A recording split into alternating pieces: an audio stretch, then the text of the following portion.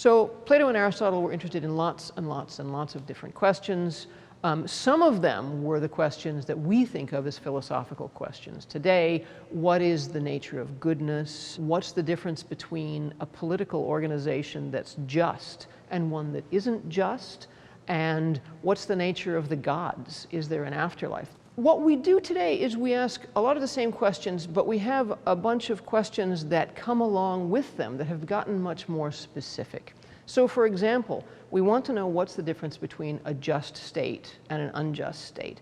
And this means we want to know things like, well, what's the difference between living in a state that justly requires you to follow its laws and one that doesn't? This is something that would have animated the Greeks as well. But since that time, we have lots of really interesting examples to look at. Interesting examples of civil disobedience, let's say, to colonial powers, of civil disobedience to more legitimately elected powers, of uncivil disobedience, of civil wars that have come out because of resistance to what may or may not have been just governing strategies. And so we have not just the, as one might put it, purely philosophical questions and a few examples to look at, but we have a history of trying to implement some of the answers to the philosophical questions, and we then have results of that implementation. Something similar has happened if you think about questions regarding the nature of human knowledge.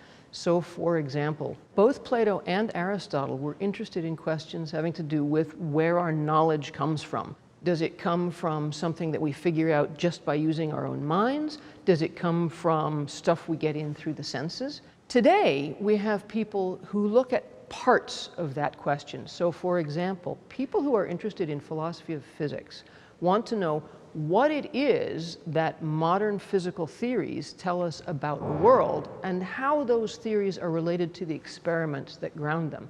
People who do philosophy of biology, let's say, care about how it is that our knowledge of the living world is worked into theories about the living world that involve knowledge about subatomic particles as well. One of the things that's really interesting about being a philosopher today is that a lot of philosophy requires that you have some expertise in another field, especially if you're interested in the question of human knowledge. If you want to know something about how mathematical theories are related to the world or how we come to know them, you have to go learn some mathematics and some logic. And if you want to study the philosophy of physics or the philosophy of biology, you've got to go out and study some physics and study some biology. So basically, the questions about the nature of human knowledge have forced philosophers to become experts in other fields, and once they've gained that expertise in those fields, they've recognized that some deep philosophical questions arise about the fields themselves.